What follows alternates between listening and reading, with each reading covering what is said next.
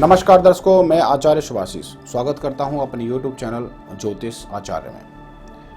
क्या आप जानते हैं कि हमारे देश की काल गणना पद्धति विश्व की सबसे प्राचीन पद्धति है। हमारे देश में काल गणना की अनेक इकाइयां हैं, जिनमें से कुछ इकाइयां चंद्र, सूर्य और ग्रह नक्षत्रों की गति के आधार पर नियत की गई हैं।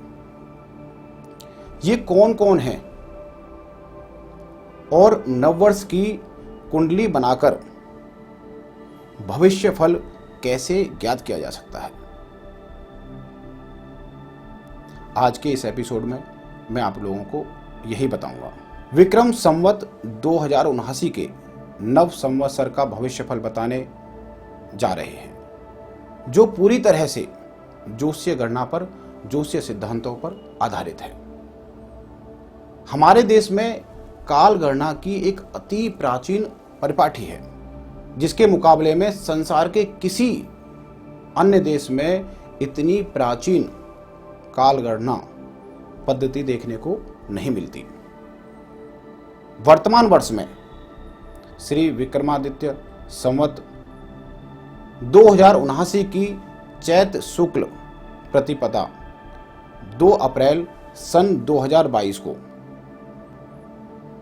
सूर्य उदय के बाद शनिवार के दिन मानी जाएगी, क्योंकि 1 अप्रैल के दिन दोपहर 11:54 पर सूर्य और चंद्रमा के मीन राशि में समान अंशों पर आ जाने से प्रतिपदा तिथि का आरंभ होगा। अतः इस समय बनने वाली हिंदू नववर्ष की कुंडली से आगामी 1 वर्ष का फल कथन मैदिनी ज्योतिष के नियमों से करना ही उचित माना जाएगा। हिंदू नववर्ष में संवत्सर का नाम नल है तथा सूर्य उदय के बाद प्रतिपदा के शनिवार को पड़ने से संवत्सर का राजा शनि होंगे। यदि वर्षफल जानने के लिए हम विचार करें तो ज्योतिष शास्त्र के प्रसिद्ध ग्रंथ भविष्यफल भास्कर के अनुसार नल संवत्सर में वर्षा तो अच्छी होने का संकेत मिलता है, लेकिन शासक वर्ग को कष्ट होता है तथा जनता चोरों के भय से त्रस्त रहती है, परेशान रहती है। इस वर्ष का राजा शनि ग्रह है। इसके बारे में बृहद संहिता के ग्रह वर्ष फलाध्याय अध्याय संख्या 19 में स्पष्ट किया गया है कि जब शनि वर्ष का राजा होते हैं तब चोरों, डकैतों और दुर्धार्त अपराधियों से आतंक बढ़ जाता है। आतंक के कारण पृथ्वी पर राजनीतिक अस्थिरता, जान माल का भयंकर नुकसान होता है। अधिकांश लोग बीमारी से पीड़ित होते हैं। अकाल व भुखमरी से बदहाल और अपनों से बिछड़ने से दुख के आंसू बहाने के लिए मजबूर हो जाते हैं। अब जब नववर्ष की कुंडली बनाते हैं तो उसमें अशुभ योग स्पष्ट नजर आता है, क्योंकि चैत शुक्ल प्रतिपदा की कुंडली में इस वर्ष मिथुन लगन उदय हो रहा है। मृत्यु स्थान यानी अष्टम भाव में, छठे भाव यानी हिंसा व रोग भाव के स्वामी मंगल तथा 8वें भाव के अधिपति शनि की युति बेहद अशुभ योग बना रही है, जिसके प्रभाव से केंद्र में सत्ताधारी पक्ष के शीर्ष नेतृत्व को कुछ अनहोनी घटनाओं का सामना करना पड़ सकता है। ऐसा होने से राजनीतिक अस्थिरता का वातावरण भी निर्मित हो सकता है। इस वर्ष ऐसी राजनीति अस्थिरता वाली स्थिति भी पैदा हो सकती है। कुछ आकस्मिक रूप से घटित दुखद घटनाक्रम के संकेत भी मिल रहे हैं और अप्रैल से नवंबर के मध्य उनके घटित होने के योग बन रहे हैं।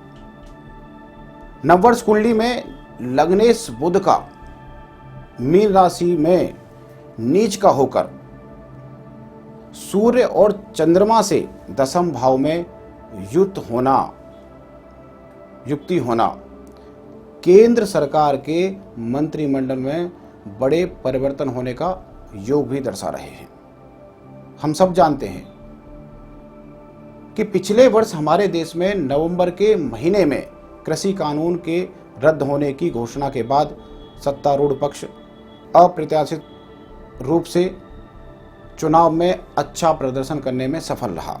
नववर्ष की कुंडली में देखें तो अष्टम भाव में बैठे शनि और मंगल धन के दूसरे भाव को देख रहे हैं तथा शनि धन स्थान के स्वामी चंद्रमा को तीसरी दृष्टि से देख रहे हैं। इस योग के प्रभाव से केंद्र सरकार सार्वजनिक उपक्रम की कंपनियों में निवेश को बढ़ाने के लिए नए आर्थिक सुधारों वाले कानून भी ला सकती है, जिसका देश के बड़े हिस्से में मजदूर और किसान संगठनों के द्वारा विरोध होगा। अष्टम भाव में शनि मंगल की युति कोयले, तेल, लोहा और प्राकृतिक गैस के नए भंडार की खोज की संभावना का एक ज्योतिषीय संकेत मिल रहा है, जिसके कारण देश में ऊर्जा के क्षेत्र में बड़े पैमाने पर विदेशी निवेश के योग भी इस वर्ष बन रहे हैं। नवम भाव में शुक्र और गुरु की युति बन रही है, जिससे उच्च शिक्षा के क्षेत्र में बड़े पैमाने पर निजी निवेश के बढ़ने का संकेत मिल रहा है। अष्टम भाव में शनि और मंगल की युति से भारत की सीमाओं पर युद्ध जैसे हालात की संभावना प्रबल दिखाई देती है। नवांश में शनि और मंगल दोनों अष्टम भाव को देख रहे हैं, जिससे स्पष्ट होता है कि वर्तमान वर्ष में युद्ध के बनते आसार सीमाओं पर युद्ध जैसे हालात खड़े कर सकते हैं, जिससे जान माल की हानि का ज्योतिषीय संकेत भी मिल रहा है। इस वर्ष जून में शनि के वक्री होने के बाद में नवंबर के महीने में मंगल मिथुन राशि से वक्री होकर वृषभ राशि में गोचर करेंगे। इस वर्ष फलस्वरूप मंगल लगभग 5 महीने तक वृषभ राशि में रहेंगे, जो कि राजनीतिक अस्थिरता तथा सीमाओं पर युद्ध के खतरे का योग स्पष्ट प्रदर्शित कर रहा है। इस वर्ष अप्रैल से नवंबर महीने के बीच भारत को चीन और पाकिस्तान से लगी सीमाओं पर विशेष रूप से युद्ध की चुनौतियों का सामना करने के लिए हर प्रकार से तैयार रहना चाहिए। पाकिस्तान से अधिक भारत को चीन की सीमा पर विशेष सतर्कता बरतने की आवश्यकता है। आज के लिए इतना ही, फिर किसी नए विषय के साथ उपस्थित रहूंगा। जय श्री राम, जय श्री बालाजी।